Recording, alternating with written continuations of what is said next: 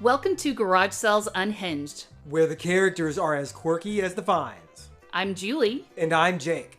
Join us as we dive into the wild world of garage sales, yard sales, estate sales, and anywhere secondhand sales are happening. From bizarre bargains to hilarious haggles. You won't believe the stories we've got lined up. Let's get unhinged. I have a guest this week on the podcast. His name is Guy, and I was actually introduced to him through a mutual friend. Guy came to fame as a regular local dad in his Facebook group for his neighborhood, and he started selling some of his kids' used clothing and toys on the Facebook marketplace. They were funny postings, and he's been known as the guy who writes the funny Facebook marketplace postings. So enjoy the conversation. We are going to talk about how you became known as the Facebook marketplace guy. Yeah.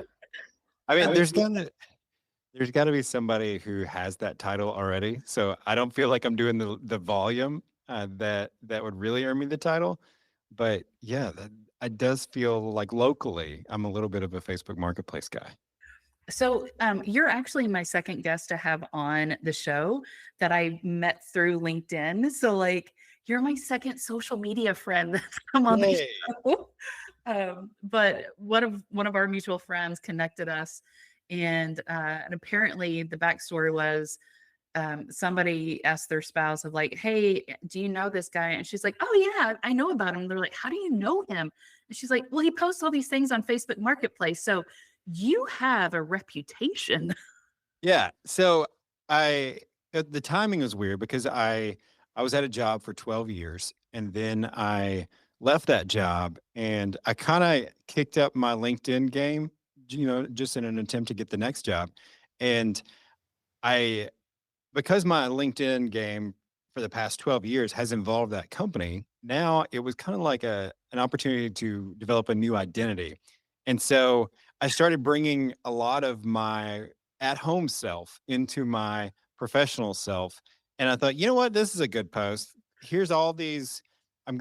Taking every meeting I can get with anybody. And so I met with this PR guy in Little Rock, Arkansas, where I live. And I'd heard his name. I'd read his name on some bylines, but I didn't know him.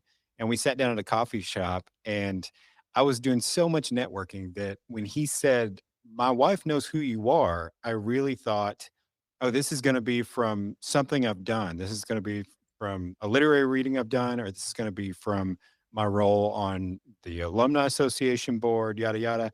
And then, yeah, he said, he's the guy that posts funny captions on his Facebook Marketplace post. And I was embarrassed, but also I was proud because that's a part of my life that, it's my little creative outlet that is not necessary, but I mean, I could probably move some product without making those captions. And so, yeah, I put my heart into those things. And so when that was how I was recognized, I was thrilled. And I mentioned it on LinkedIn, and then, yeah, that's how we got connected.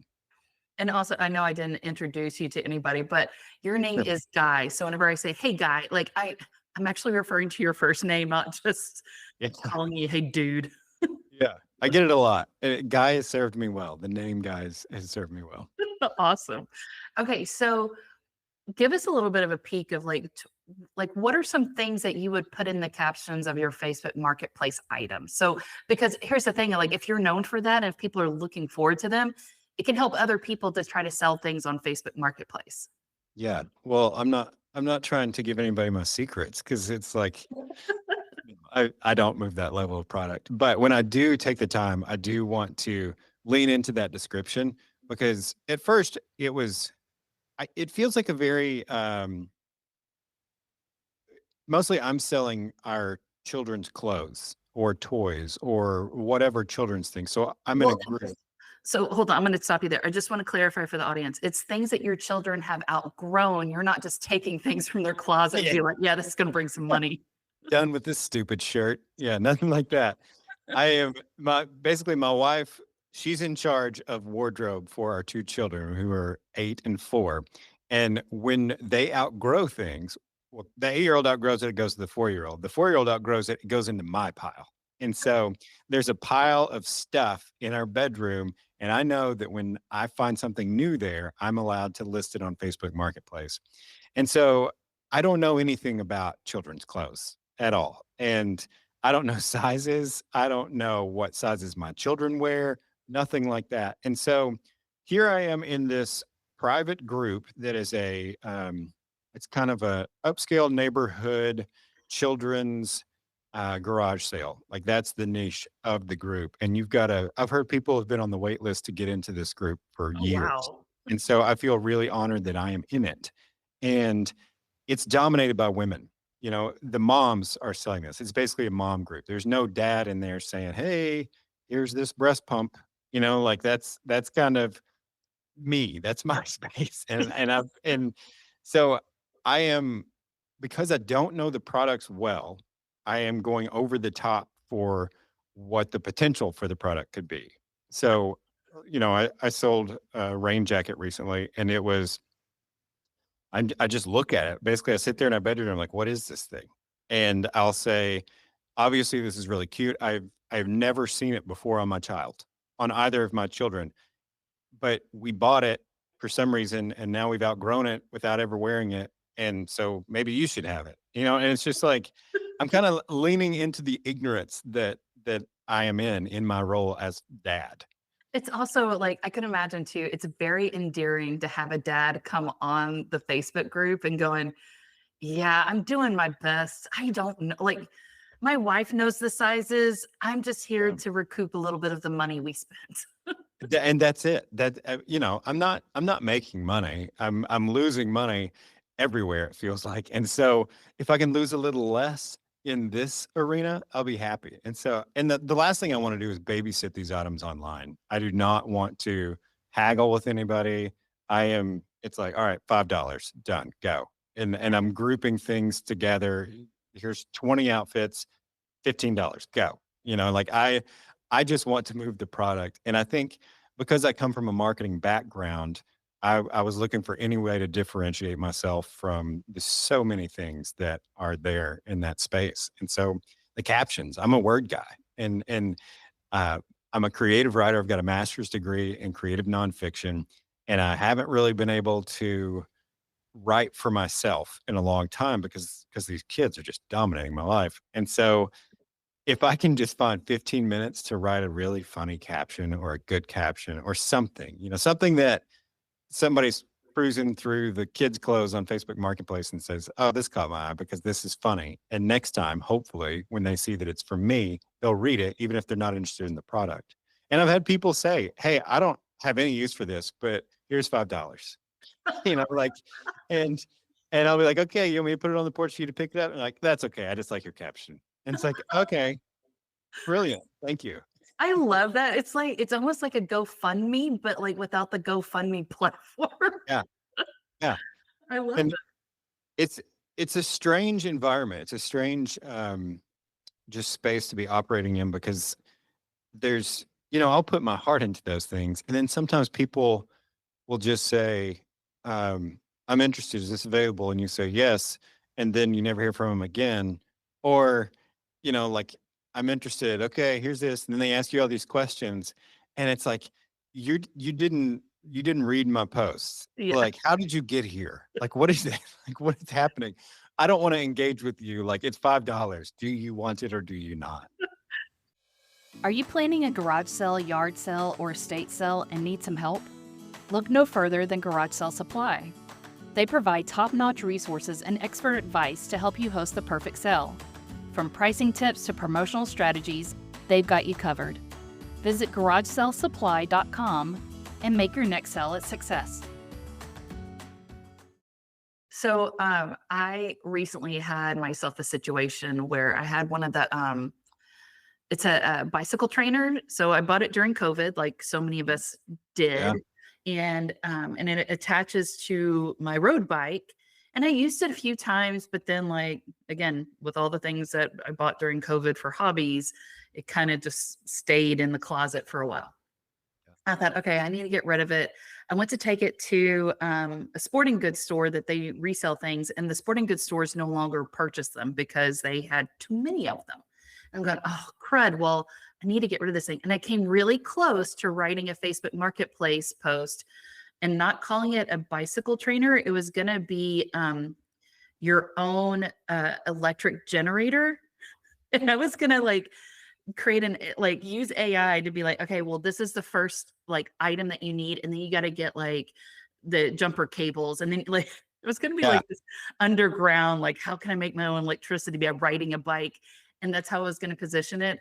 But then also, I just needed it out of my house. Like, it was giving me anxiety and stress. And so, like, I ended up just donating it somewhere and they can sell it.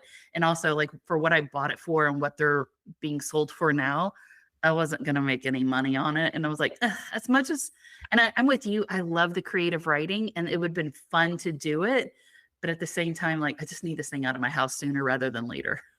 That's the balance. I mean, I feel that as well. Like, I'm super frugal. And so I say that I'm not making money by selling it for $5, but that $5, I want to go take it and buy a scratch off and then maybe win $1 million. And my kids' clothes made that happen for me. Like, that's my real situation.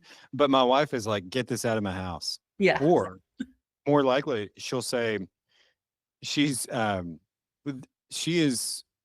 a much more private person than I am. I am always on display in some form or another. And so when I'm putting these things and posting these things online that have our house in the background, she'll see me doing it and she'll come behind and she'll tidy up behind. and then she'll say, let me make the bed, like she's doing all this stuff. And I appreciate those things. But it's kind of this delicate balance of, does she want to put it in the pile so that then I can not only enter into this space again, but also put our lives on display in some form? And she just wants it out of the house, but she'll feel guilty if I can sell it and she doesn't let me and doesn't tell me. It's such an interesting dynamic within the relationship and how we move product from the pile to outside. And I love that you keep calling it product. Like I mean, it sounds like you got a warehouse of things. You have a pile of stuff. Yeah. There's a warehouse in one corner of my bedroom. And I get tired of it sitting there. And then I realize, like, these aren't even listed. It's like, I got to get busy. And as a parent to young children, there's never time, Right. like there's never the time to do it. And so it takes a concentrated effort. And so I have to say, is this worth $5 or should I just donate it? Like, I know I'm going to get the $5, but I'm going to have to write that caption and I have a commitment to excellence. And so I'm not going to put a boring caption up there and bore my neighbors. I would rather just get rid of it. And so I also have a pile in my truck so that when I drive by the Goodwill donation station, I can just pull through and hang things out the window. And I'm constantly debating, should I have just listed this? Like, could I have gotten $5 out of this? Am I being lazy right now? Like, it's just. I love that you have a standard of excellence for your Facebook Marketplace postings. And I wish more people did, because some of them I'm like, oh, they did no effort for this. And they're asking for like $300 for this thing. And I'm like, no. First, I think part of it is too, you're entertaining your audience. Like, right. They are spending a few dollars to be highly entertained by the captions that guy is writing for his product. Yeah. Sorry, I still love that you call the kids' clothing, kids' toys product. It's such a business. That's what we say in the house too. I'll tell whenever I sell something, I'll go get it. I'll put it in a sack, put the person's name on it, put it on the front porch. And if I pass my wife during that process, I'm very proud to say, moving product today, honey. Like, she's like, what'd you sell? How much? Nice. Like, that's it. We've had that conversation 1,000 times. That's awesome. So are you part of the process of what gets put into the pile, or your wife takes care of the culling and all that stuff? She does all that. I used to be a part of that, and we realized that was not a good place for me to be. But were you looking at it of like, man, this could bring in money, or did you not? I was looking at it as like, do we really need to get rid of this? And and I've never seen this. I don't know, like, did we use this? Why did we buy this? Like, these are questions that don't need to be asked at this stage of the process. And Yeah. so, and to her credit, she used to say, no, don't sell that. We're donating that. And to her credit, she has realized that I need her to be more lenient with what I'm allowed to sell. Just because I have to reconcile the money in my brain. Like, Yeah. I'm our CFO of our house. And so, like, even though it makes no real difference, these little numbers, I think the most I've ever sold anything for is like $30. I'm It's not making a huge dent in our overall finances, but it helps my brain come to terms with, all right, we're buying this $80 whatnot, and then later I'm going to sell it for $15. Like, that helps me whenever I buy something. Now I know I'm going to sell it for $10 on the back end. So I'm going to get a little rebate. I love that.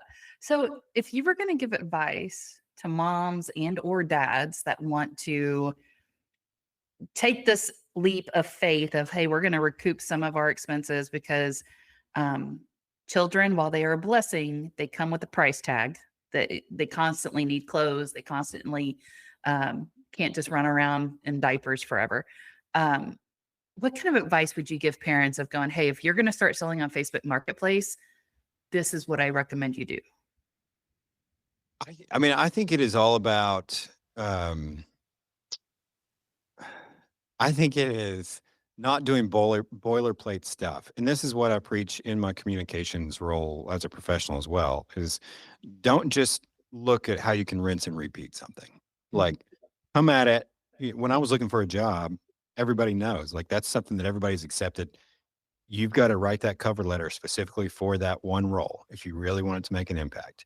And I've written so many cover letters, but it's the same thing at much lower stakes. And Facebook has become just such a beast, like, people are not creating original content for Facebook anymore. And I think that this is a way for me I'm committed to original content. I rarely reshare anything. Like, I'm not going to put inspirational quotes or whatever, but I am going to put my kid's little red jumper on there. And I want to talk about it, like, people are eager for connection. That's why social media took off the way it did when it first came to be. And now we're losing a lot of that connection. And so connecting over anything is possible. And now I'm doing it through selling my kids clothes. Like, I didn't see that coming, wasn't on my bingo card, but I like it. Like, I would rather get double-digit likes than sell the item itself. Like, I feel like I'm connecting with strangers in a way that I need to connect with them. And if I can move some product, then great. But it's also nice just to do it, just to use social media for something that is not belittling anybody or, Yeah. tearing each other down. Like, I just want to make somebody smile and get a rebate on those clothes. Well, so my husband and I, we have a drama-free household. We don't do the drama, and I think to what you're talking about, like, social media can get into a death spiral of drama that just doesn't matter. However, sex and puppy sell. So I have considered, my husband, he has been cleaning out his closet, and I have thought about taking some of his clothes and whether selling them on Poshmark or selling them on Facebook Marketplace, some secondhand way to sell them, and creating a whole story behind why a woman would be selling a man's clothing. And I was going to name it like Tinder date leftovers. And there was going to be something like, oh, this guy left his polo at my house and I'm selling it. But it was going to be so many different polos. So there was an opportunity to have like so many different Tinder dates associated with it. Yeah. Plus, they're all the same size, so you'd have a type. I definitely have a type. So, Yeah. but I thought, it's kind of different than like, oh, my husband's cleaning out his closet and here's some clothes versus like, let me spill the tea on what happened. Because again, it's how do we get, from a marketer's perspective, how do we get more eyeballs on it? How do we get more people sharing it? How many people are there just for the drama and like the storytelling aspect of it?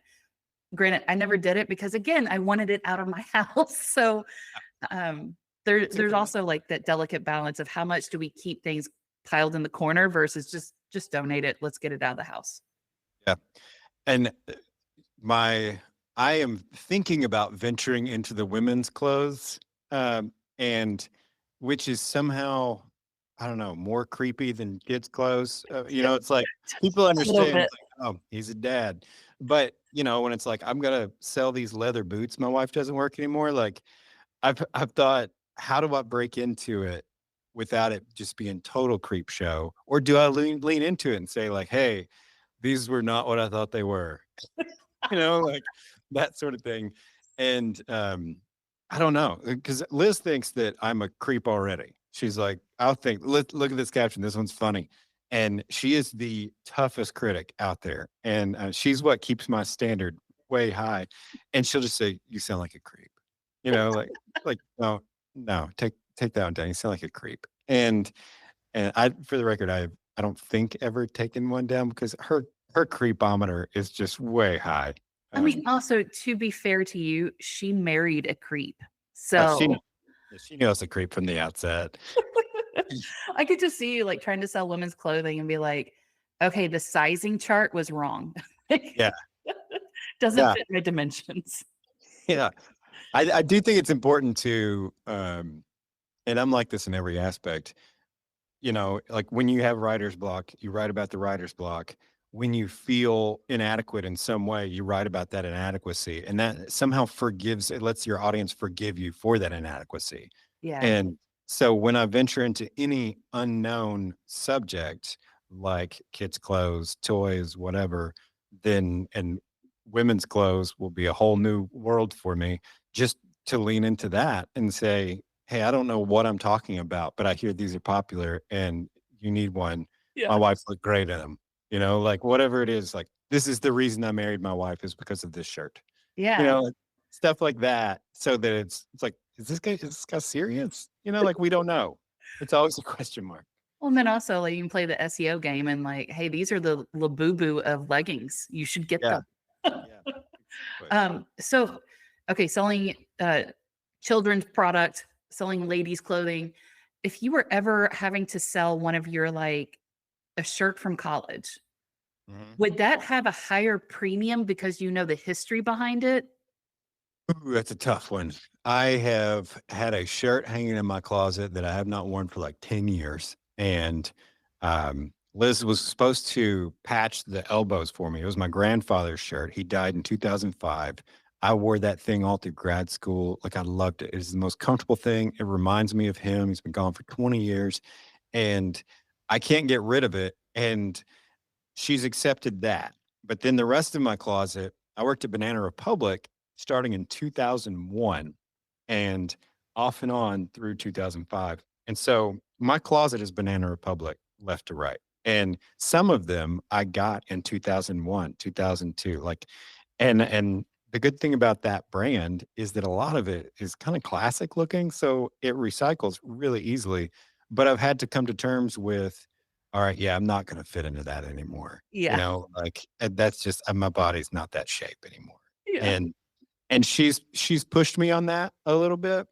I think I can get rid of those things easier. Like I'm not going to get rid of my grandfather's shirt. I'm going to hang on to that. And there are a few items like that, but Banana, like I saw all those clothes on a rack like 30 deep. And so it kind of devalues it, even though once I accept that I'm not going to be able to fit into it again. And I know that there are always deals on Banana things. Yeah. And I worked that system for so many years that I can cut ties with it. And most of that stuff is like plain black shirt, plain white shirt, plain blue shirt. And so, those kinds of things I can get rid of. But I feel like the storytelling aspect behind those of like, this is the legendary black shirt that allowed my football team to win this big game. Like, I feel like you could put in all this, whether it's real or not. I think going back to the creative writing aspect of it. And again, if you just look at it going, it's just a black shirt guy. Like, no. This is legendary black shirt status.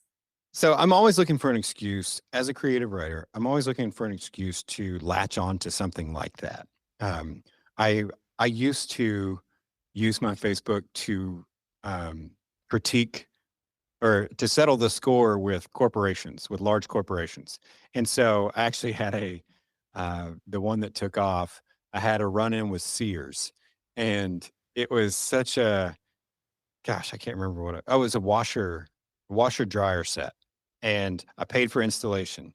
And then it showed up, the guy showed up to install it, and he was like, you don't have the hose that I need. And it's like, well, man, I bought it new. I paid for installation. Like, what do you want me to do? And it's like, well, I can't do it until you have that hose. And so then it was like, did they sell me the washer without the hose? Sure enough, they did. And there were a lot of customer service calls. They couldn't schedule it until I had the hose. So I drove to Sears and got the hose. Or I scheduled it before, and they're like, sir, we know you don't have the hose. And I was like, but I'm going to have it like by Tuesday. Can we just go ahead and schedule it for Tuesday? And it was a lot of this back and forth. And I ended up using that model, the customer service. You have slighted me in like a $20 way, and I'm not going to let it go. I'm going to ride this $20 out and write an essay about it and detail every single slight that happened within this project. And it ended up being a fantastic essay.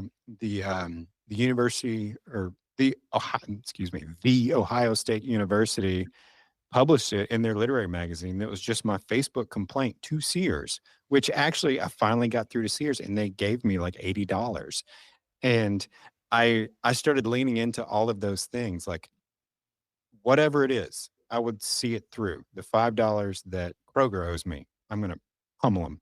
And latching onto those things is what I want to do. And so with the shirt, I would tell that story as well. Here's the party I went to in this story, and here are all the details that you did not want to know, but somehow became entertaining. Like, that's my goal. And so if it's clothes, if it's toys, whatever it is, I want to latch onto those details that you didn't want to know, but now you're kind of glad you do. I also love like breaking news. Guy just admitted he took down Sears. Yeah. Sears and Roebuck no more because Guy. I basically bankrupted them Ah. with my hose, my washer dryer hose. I love it. Well, Guy, thank you so much for coming on the podcast. Yeah. And sharing some insights about Facebook Marketplace and how a dad can thrive in a mom's Facebook group. And hopefully it entices other dads and parents out there to look at kids' clothing and try to get creative with those captions to sell it easier and faster. Absolutely. Thanks for talking to me. And if you need me, I'll be moving some product. Love it. Bye.